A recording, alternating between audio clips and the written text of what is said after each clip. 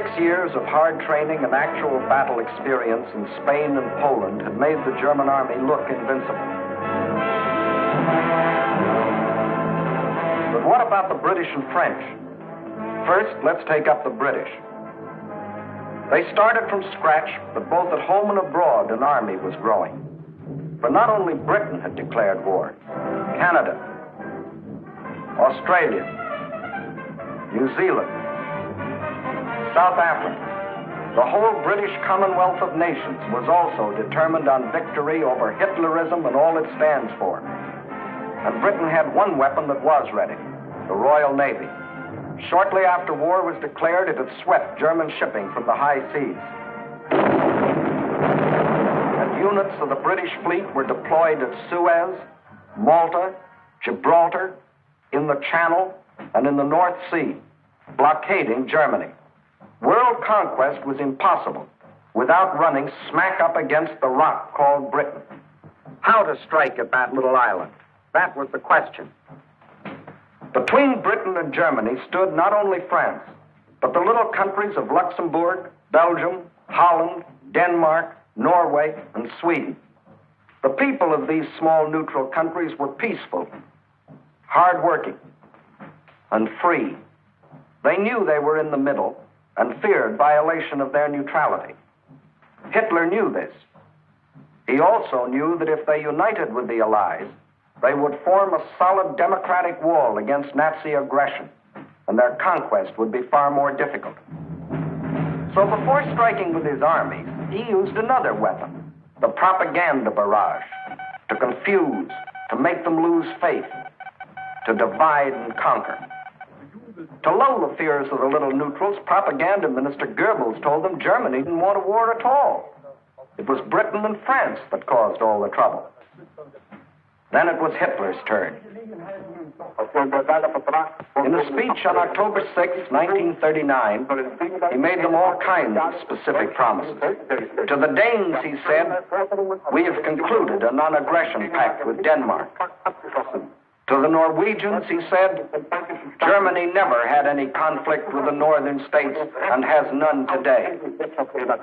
To the Dutch, he said, "The new Reich has endeavored to continue the traditional friendship with Holland." And to the Belgians, he announced, "The Reich has put forth no claim which might in any way be regarded as a threat to Belgium." And while Hitler was making these promises, his generals were cold-bloodedly picking out the first victim, Norway. And why did they pick Norway? Its many steep inlets or fjords would make excellent U-boat bases, from which raiders could prey on British supply lines.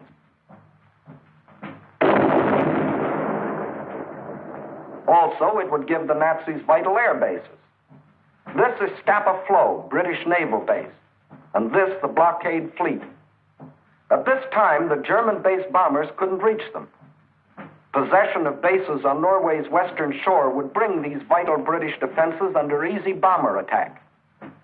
But he couldn't take Norway without also taking tiny Denmark, the springboard for his attack. So at dawn on April 9, 1940,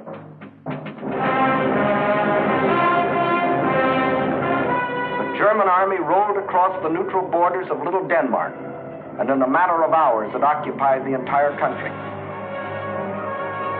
By nightfall, Denmark is erased as a nation, and the Danes go into slavery. Although only 6 months before, Hitler had announced, "We have concluded a non-aggression pact with Denmark. The Danes will not forget." Meanwhile, in Norway, peaceful-looking German merchant ships like these had sneaked inside Norway's neutral waterway and tied up at all principal ports. That is, they looked like merchant ships. But if the Norwegians had had X-ray eyes, this is what they would have seen. The Trojan horse of ancient Greece brought up to date with new and deadlier weapons. At the precise moment that the Nazis overran Denmark, these quiet-looking ships sprang to life.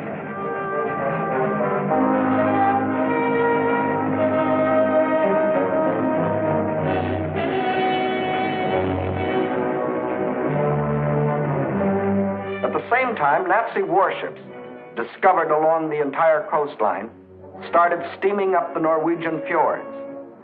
Ships, transports, tanks, men, planes, all flung themselves simultaneously upon a defenseless country.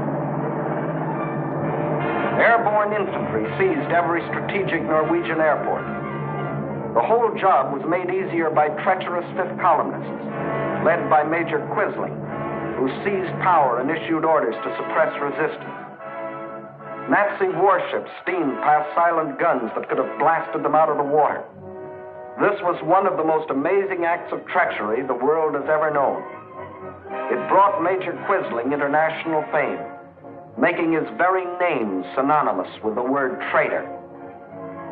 By the afternoon of April 9th, the Germans were in complete control of all 7 ports where they had landed in the morning.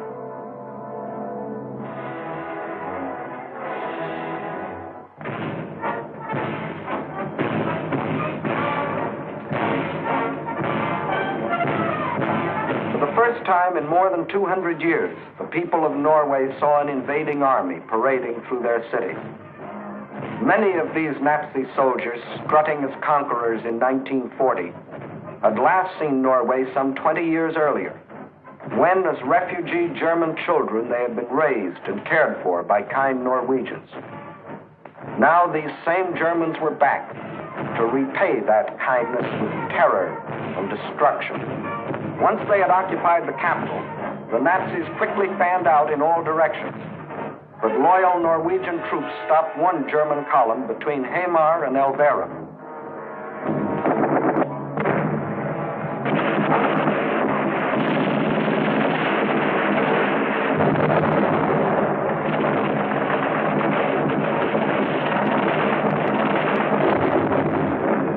So the Germans brought up their bombers.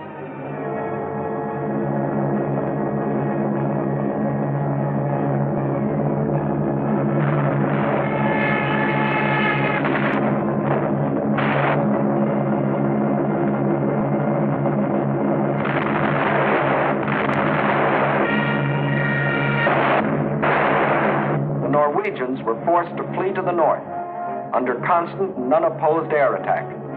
It was here that Captain Robert Lose, an American military attaché, was killed, the first American soldier to lose his life in this war. Meanwhile, the Nazis had spread all over the country. Small patrols occupied every strategic village. Parachute troops landed high in the mountains.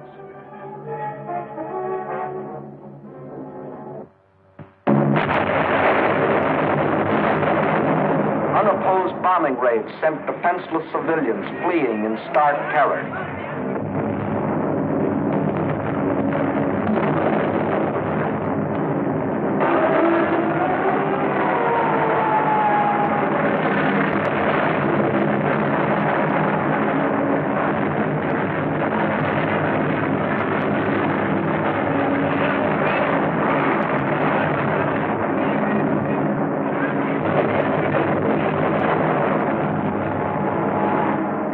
Wanted war. They had done everything to avoid it. Hoping they could escape the Nazi scourge, they had compromised and tragically failed to unite with the other democracies. And now they faced the scourge defenseless and alone. For before the Allies could come to their aid, the Germans were in control of all principal ports. Regardless of this, British, French, and Polish contingents plunged in and made several landings along the Norwegian coast. They landed forces north and south of Trondheim and attempted an encircling movement on the city under constant, heavy, and almost entirely unopposed air attack.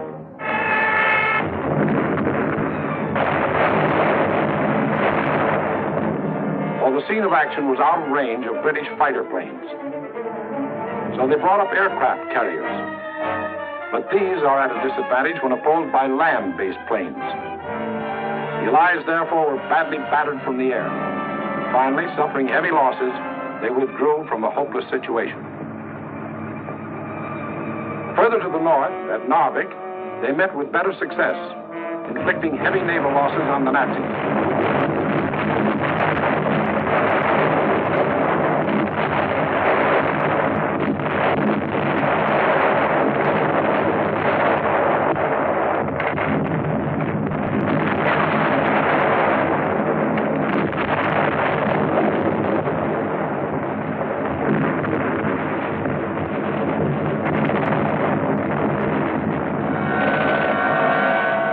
made landings and held the town for nearly 2 months.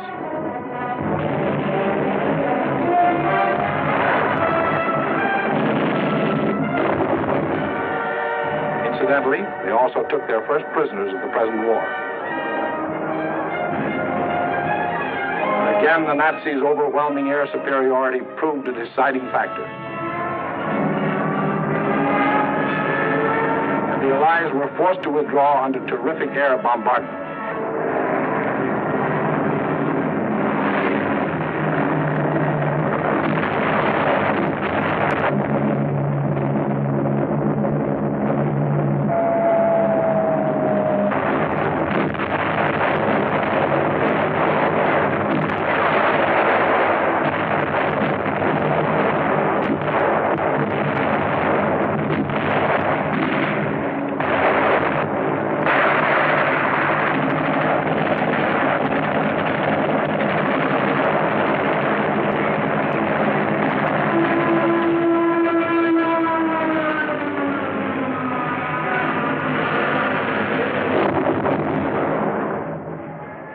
Norwegians were left with their grizzlies, their ruins, their dead. Even though 6 months before Hitler had said, Germany never had any conflict with the northern states and has none today. The Norwegians will not forget. And Hitler had another victory. He had hijacked 2 more countries. The world wondered and sometimes marveled at this man's efficiency. Gangster Dillinger was efficient too.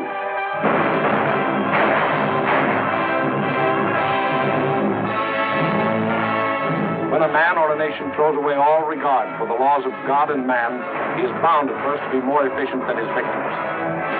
Society had a police force to deal with Gangster Dillinger, but it had no police force to deal with Gangster Hitler. So he clubbed Norway into submission and got what he wanted, bases for use against Britain. Now he had the northern claw of an enormous pincer movement. A drive through France would give him the southern claw. Blockade by U-boats coupled with mass bombing attacks would weaken the British for final invasion. Then, with Britain gone, Germany could reach out in all directions for world conquest.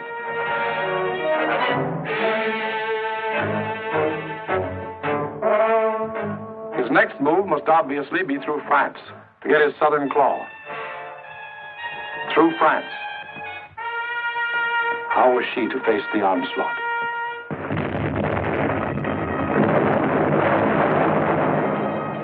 These scenes are ancient history. They occurred in 1914. The German armies, without warning, had smashed across neutral Belgium, invaded France, reached the River Marne only a few miles from Paris. Out of the French capital poured the French reserves, riding out to battle the enemy in every vehicle that could move. The famous taxicab army. Note well, it was riding out to battle. In the center of the French line stood the 9th French Army, commanded by a then comparatively unknown general. On September 5th, 1914, he is reputed to have said, "My right is driven in. My center is giving way. The situation is excellent. I attack."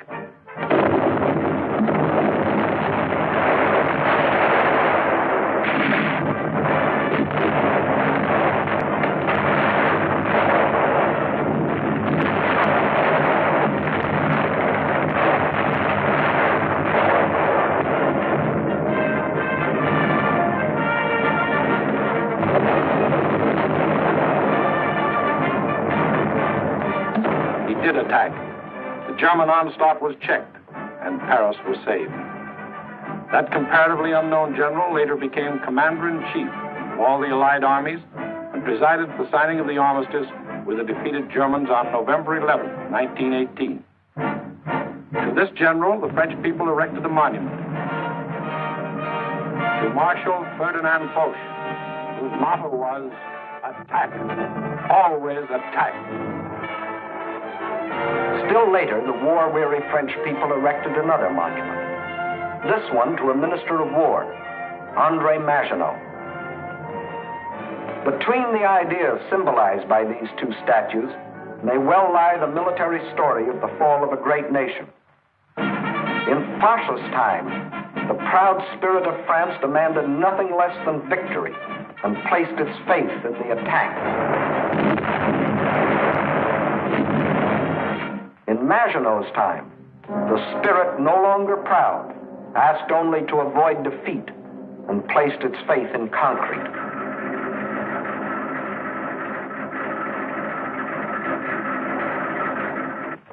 So the French built the mighty chain of fortresses called the Maginot Line. These tremendous bastions were built deep into the French land. They were connected by underground passages and railways, guarding France's eastern borders facing Germany.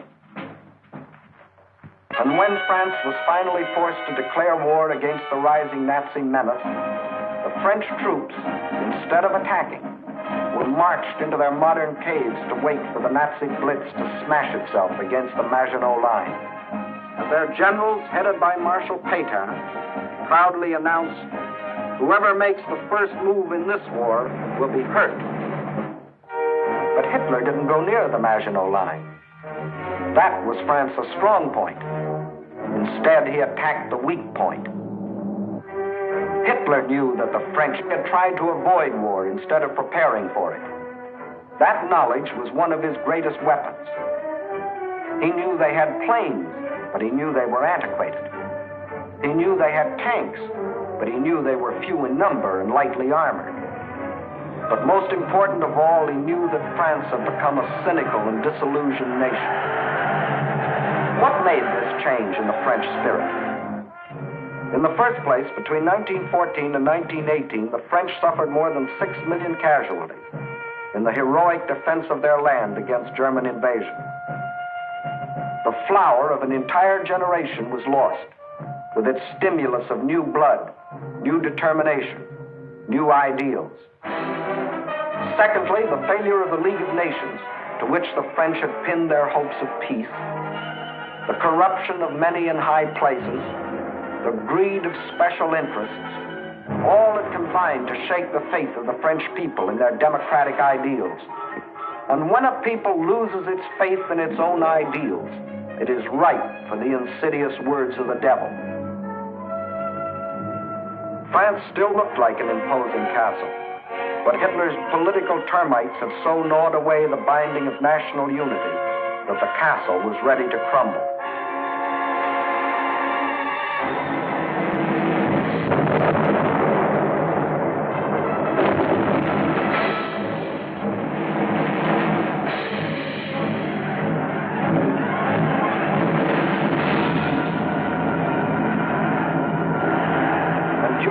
Months of military inactivity that we called the phony war, a ceaseless barrage of German propaganda crossed the still waters of the Rhine to affect the soldiers in the Maginot Line. "Why do you fight?" asked the banners. Poems and friendly notes were sent over by balloons. French tunes were played by German bands, and German hooey was broadcast in French. The British will fight to the last drop of French blood. You have been deceived. This is an imperialistic war for Britain. We Germans want nothing of France. What is happening to your wives back home, soldiers? The British are stationed in your villages. Yes, France was ready to be plucked. The whole force of the Nazi might was turned toward the west. How would they strike this time? Through Alsace-Lorraine as in 1870? Through the Low Countries as in 1914? What was the 1940 model conquest? The French considered the Maginot Line utterly impregnable, and therefore believed the Germans would again try a swing through the Low Countries as in 1914. But even after Hitler's rape of Scandinavia, Holland and Belgium, hoping against hope, still clung to their neutrality. So the French massed 78 divisions here along the border of Belgium. 17 were in the Maginot Line. 10 divisions here in case Mussolini got bold. 3.5 as a safeguard against Spain. The British had 10 divisions here. The Allied strategy in the event of an attack against the Low Countries was to swing their armies like a gate into Belgium, the hinge being the north end of the Maginot Line.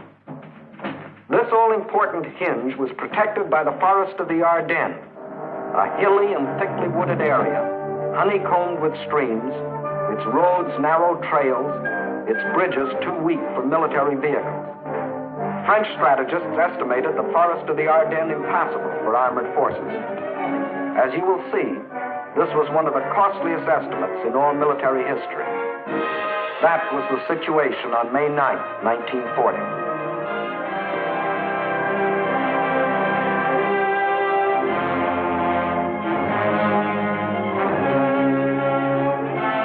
The hour of trial had come.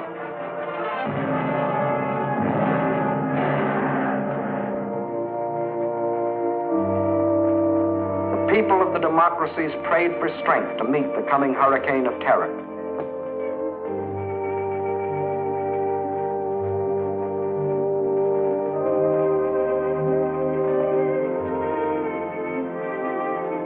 While across the Rhine, Jugend ist uns verschrieben und verfallen mit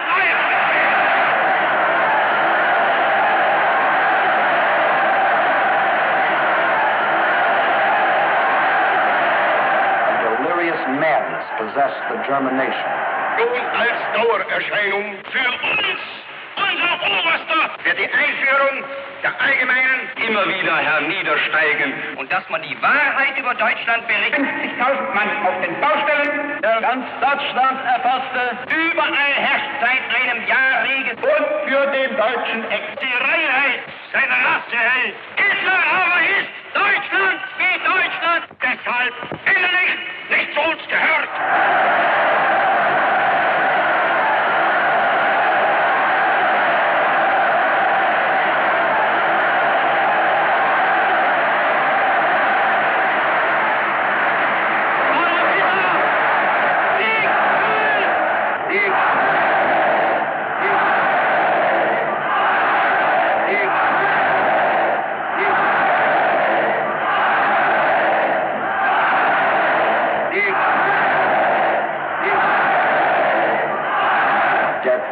Had come.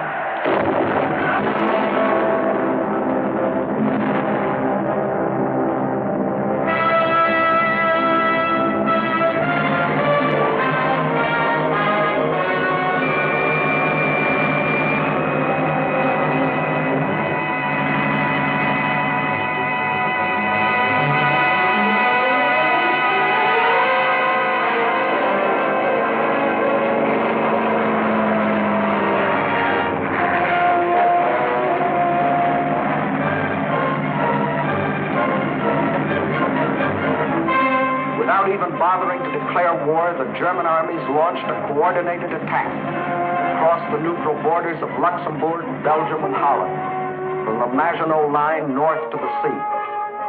The action along the entire front was simultaneous, so for purposes of clarity, let's take up one country at a time. First, let's see what happened in Holland.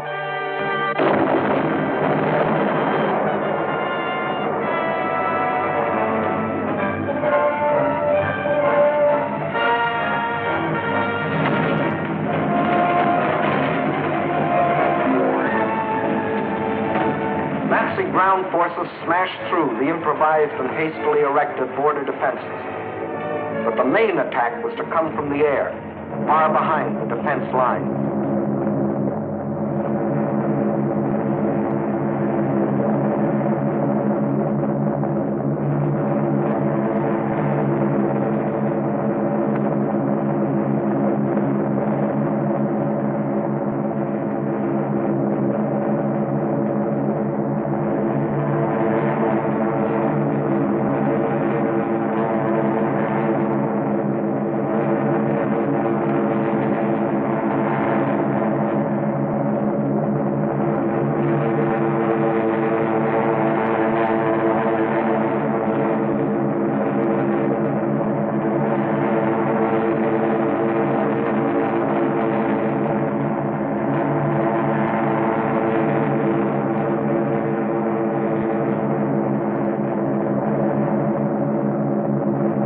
where 10,000 troops were landed in this manner.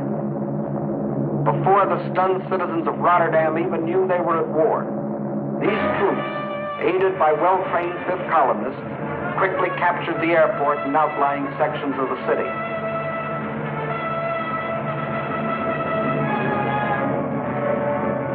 Meantime, Nazi armored columns were racing across the country, their progress speeded by other fifth columnists who prevented the destruction of vital dikes and bridges.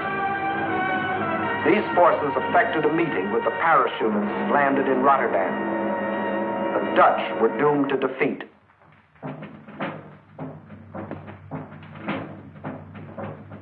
On the fourth day of the invasion, the Nazis gave the Dutch general an ultimatum.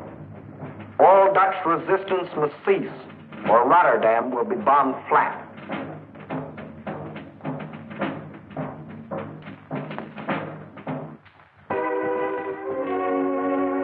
The Dutch general had little choice. To save the lives of innocent civilians, he accepted the German terms. But after the unconditional surrender, the Nazis bombed the city anyway.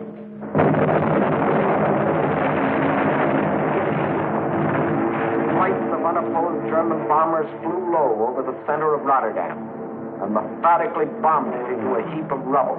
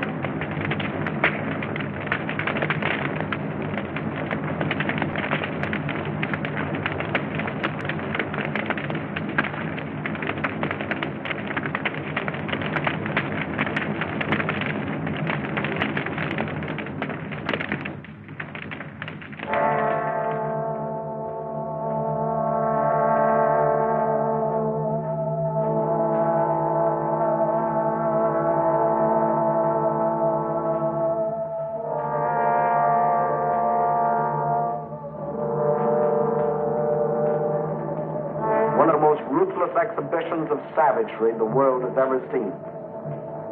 Over 30,000 men, women, and children were killed in the space of 90 minutes.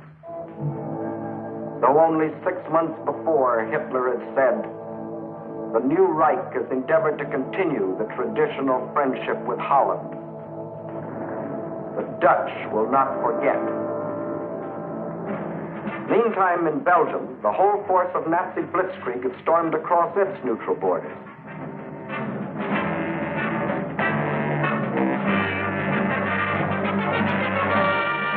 The main German attack was directed at the Albert Canal-Meuse River line, the anchor of which was Fort Ibanez, a modern and seemingly impregnable fortress.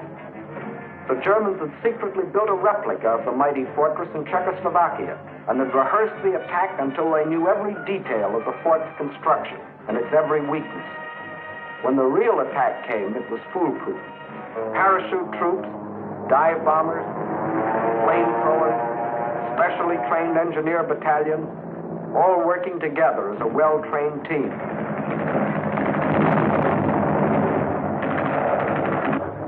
They knew exactly where to cross the river.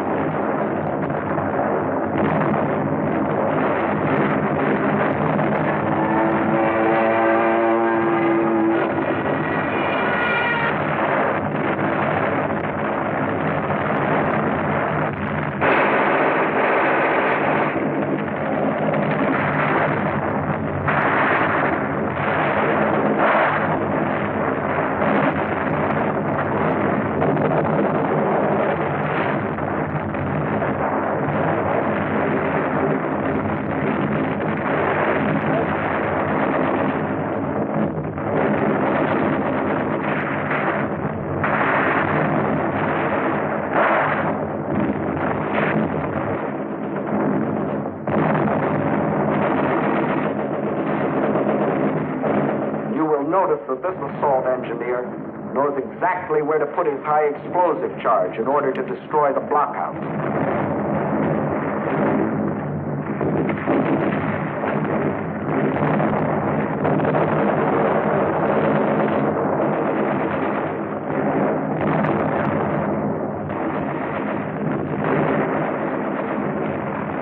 Fort Eben-Emael withstood the Nazi attack exactly 2 days, and the German armies rolled on.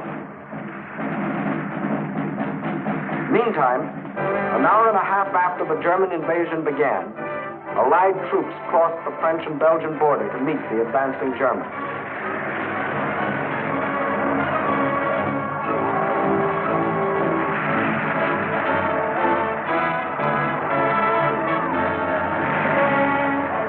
As they raced across Belgium to take up their defense positions, they met an obstacle they hadn't counted on. Refugees.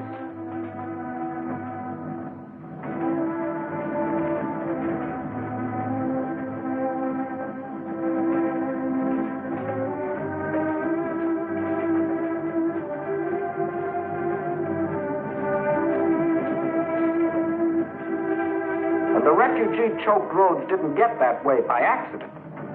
The Nazis methodically bombed little towns and villages, otherwise devoid of any military value, not so much to kill as to drive the inhabitants out onto the highways. Then, by expert machine gunning, the Nazis would herd them along in terror-stricken flight to hopelessly entangle the advancing Allied army.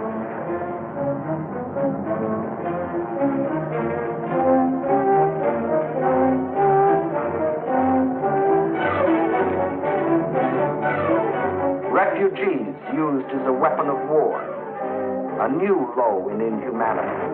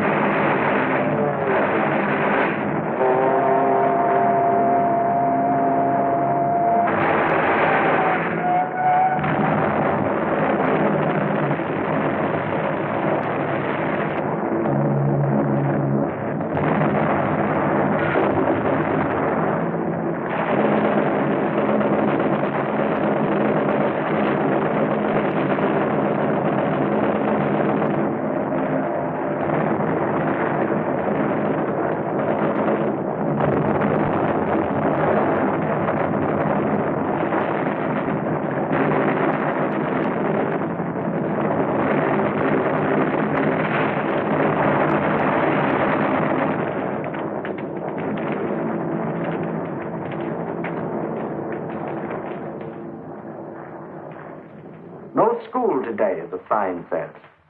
But children are otherwise occupied.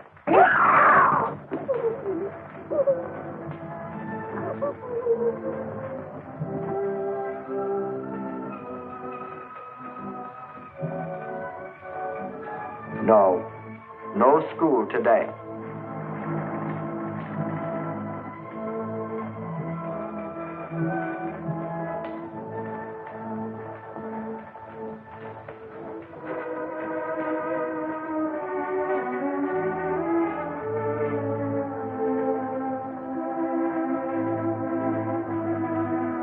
Although only 6 months before, Hitler had announced, "The Reich has put forth no claim which might in any way be regarded as a threat to Belgium.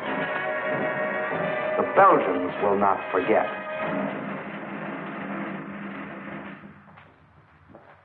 And what about the Allies? They were convinced that the German attack on Belgium and Holland was the main thrust, and according to plan, had swung their armies like a gate into Belgium. But the attack on Belgium and Holland was only a feint. The main German attack was to be centered where the Allies least expected it, through the Ardennes forest. For this decisive blow, they had secretly assembled the mightiest striking force the world had ever seen, including 45,000 armored vehicles.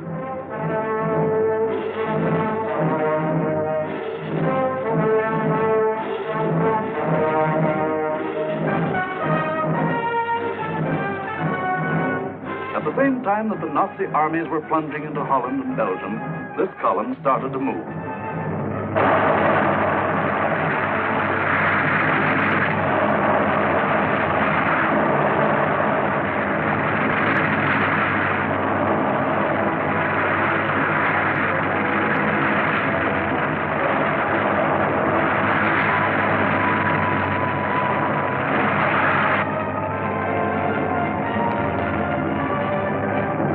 Well-trained engineer battalions went first.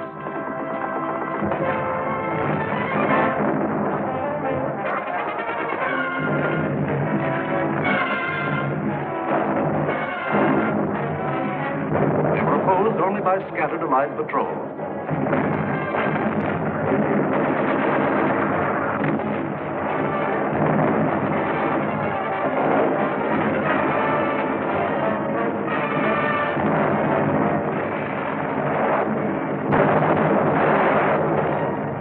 Cleared pathways for the tanks to follow.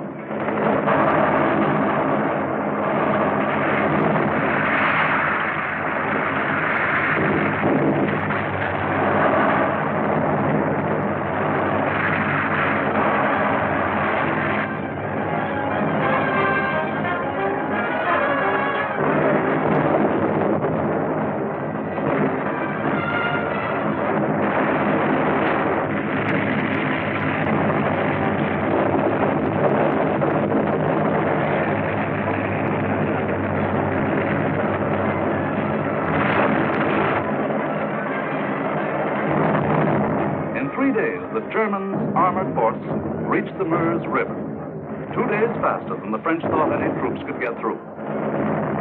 By old rules, the Germans should have paused here to bring up heavy artillery before attempting to force the river.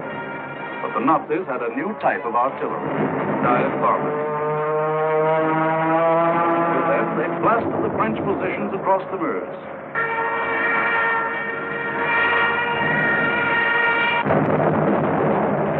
With feverish haste, the Germans laid a barrage across the river with anything and everything that would shoot.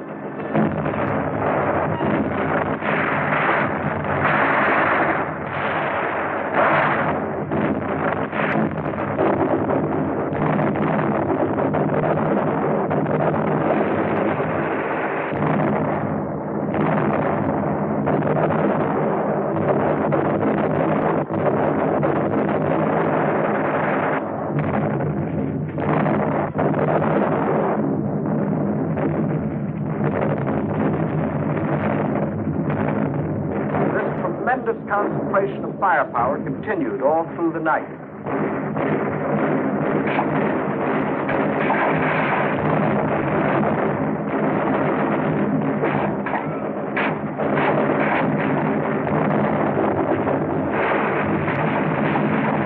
By the following day, shock troops were able to get across the river.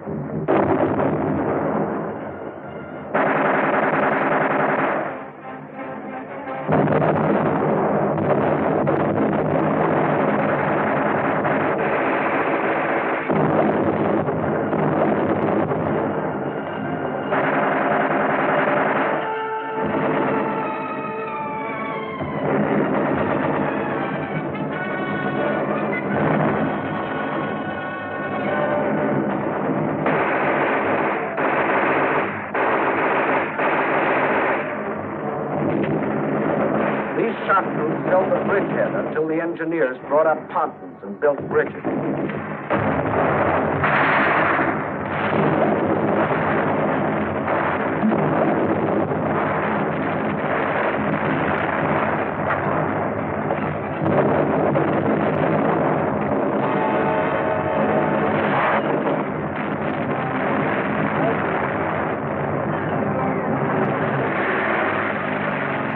Then, without wasting a moment, across these bridges, the main armored force of the German military machine rolled through to Sedan. for the all-important breakthrough into a dismayed and flat-footed France. There went the old ball game for the Allies. From here on, it was only a matter of how long. Watch the map as one of our intelligence officers explains the details of the German breakthrough. We speak of the breakthrough at Sedan, but actually the break was along a wide front extending for 50 miles from Namur in Belgium to Sedan. Further north, the Allied armies had swung like a gate into these positions.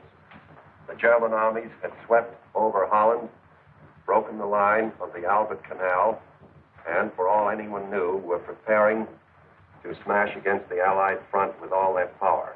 That was the situation, dangerous but obscure, on the evening of May 13th.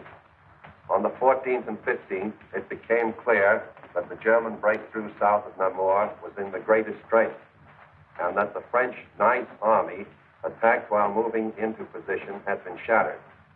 Without doubt, this was the point of mortal danger, and the French High Command ordered the abandonment of these positions, although they had not yet been attacked. Those positions were abandoned solely because of the situation developing along the Meuse near Sedan.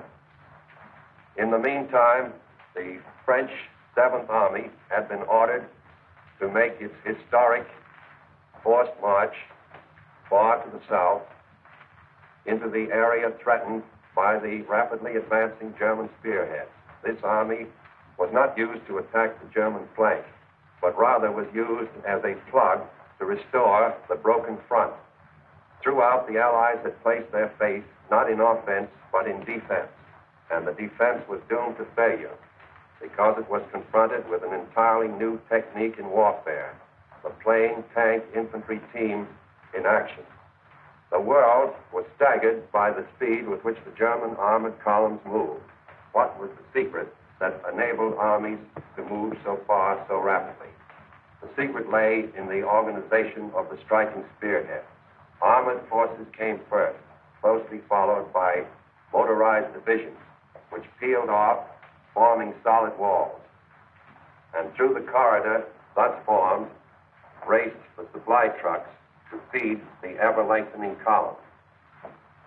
It was obvious that if the Allied situation was to be restored, the German column would have to be cut.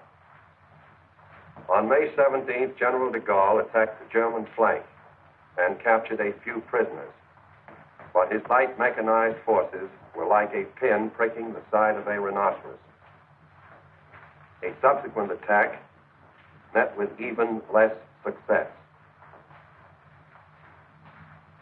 The means for a really successful counterattack against the German corridor simply did not exist. Where numbers of divisions were required, only handfuls of companies and battalions were available.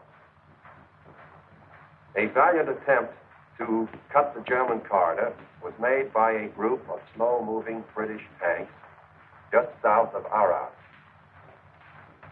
But lack of sustained striking power doomed this valiant unit to destruction. On May 21st, the German spearhead reached the channel port of Abbeville. Protecting their flank along the Somme, the Germans fanned out to the north and east. This was to be the perfect battle of annihilation. On May 28th, the Belgian army, compressed into a small space and weary of battle, lay down its arms. That left the desperate French and British defenders with their backs to the sea at the small channel port of Dunkirk. One of the greatest disasters in history seemed in the making. An entire British army faced annihilation. But out of the fog and the mist shrouding the channel came a strange armada of navy craft, fishing boats, pleasure yachts, anything that would float. The seagoing people of Britain had come to rescue their army. High overhead, British fighter planes fought the Luftwaffe to a standstill.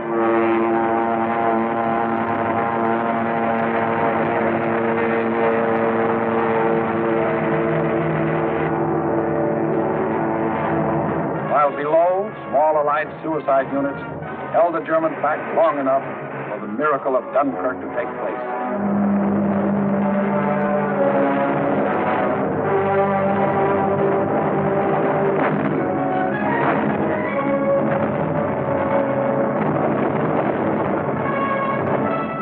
$211,500 British troops, plus 112,500 French and Belgians were rescued.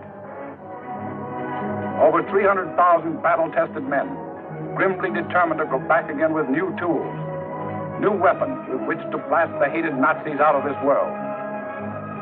For free men are like rubber balls. The harder they fall, the higher they bounce. Leading the British by this time was a man who had been bouncing all his life, Winston Churchill, who had tried for years to warn the world about Germany.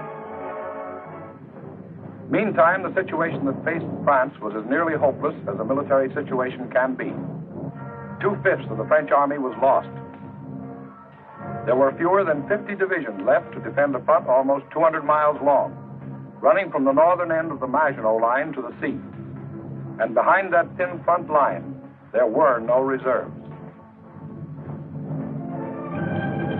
The despairing people of Paris sent their children south, praying that some miracle would keep them from harm.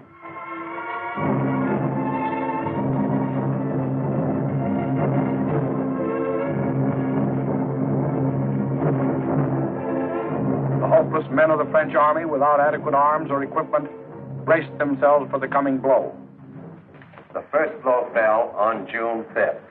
The French resistance was determined, but by June 8th, the left flank army had been shattered, and a general withdrawal was ordered to the line of the Marne and the Seine. On June 9th, the German main attack came. Within 2 days, the German armored and motorized divisions roared out into the open terrain.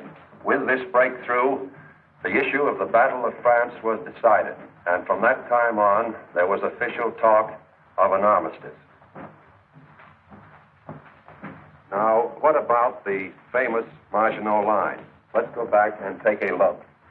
On June 14th, the Germans launched 2 attacks against the Maginot Line. In both cases, penetrations were effected. But we must remember that this was against fortifications defended by men devoid of hope. In the meantime, Mussolini, now thinking it safe, sent his divisions racing across the border.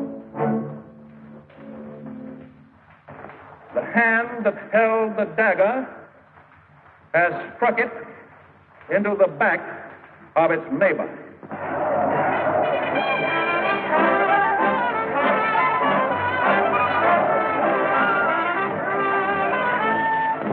Organized resistance in France was no longer possible.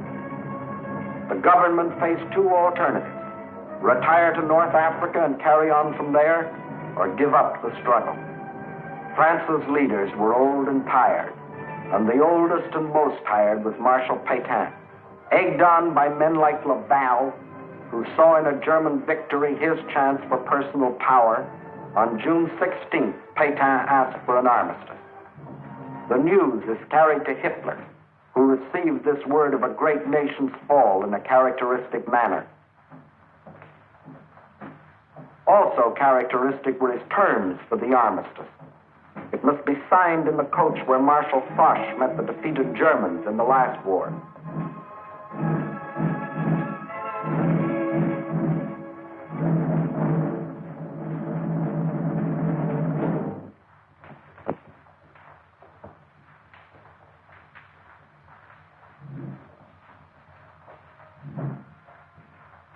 The French delegation arrived to pay the final price of French disunity and the treachery of some of its leaders. The final price, a price that for centuries to come, the French won't forget. More than 3/5 of their country was to be blacked out by a military occupation. The remainder was to be controlled by a French government acceptable to Hitler. A tax of 400 million francs a day was to be imposed on the French people to support the German army of occupation. Nearly 2 million French prisoners of war were to be taken into Germany and kept there as hostages, to work as slaves or rot of hunger, tuberculosis, or other diseases in concentration camps.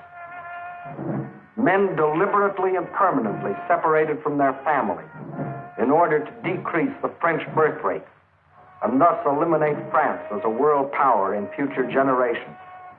French civilians, men, women, and children, must slave on farm or in factory for the Nazi master race or starve. There will be a class of subject alien races. We need not hesitate to call them slaves. French children were to grow up on such inadequate food that many would reach the age of 12 before they grew new teeth. And for any attempts to protest against these restrictions, thousands of innocent French civilians would be executed. This was the price the French were to pay as they signed the armistice. And a master of the master race must go to Paris to tour the streets of what was once the City of Light. You notice no cheering crowds here to welcome in the new order.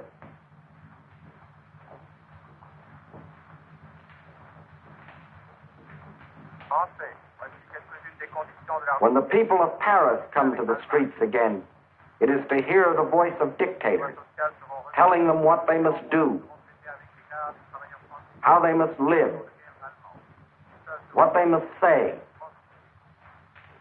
what they must think, telling them how to be slaves. Gone is the Republic of France. Gone is free speech and a free representative government. Gone is liberty, equality, fraternity. These are the French. With their ears, they listen. But their minds and their hearts, these are down on the Mediterranean, where the battle colors of the regiments are being taken to Africa, out of the Nazi grasp. The people weep as their glory departs, for they don't as yet know that France has hope, a rallying point. Charles de Gaulle, a soldier in the great tradition of Foch, is not surrendering. He will continue to fight, gathering about him loyal Frenchmen from all over the world to become the Free French Army, the fighting French. Yes, the people weep as they watch their colors go, not knowing that 2 years later, those same flags would again be unfurled in North Africa, alongside the Stars and Stripes, alongside the Union Jack. Once more, their leaders, General de Gaulle and the famous General Giraud, stand united in the common cause with the leaders of their allies. Once more, the red, white, and blue of France is raised on high. For out of the ashes of the defeat and the humiliation of France, her soul has been born again.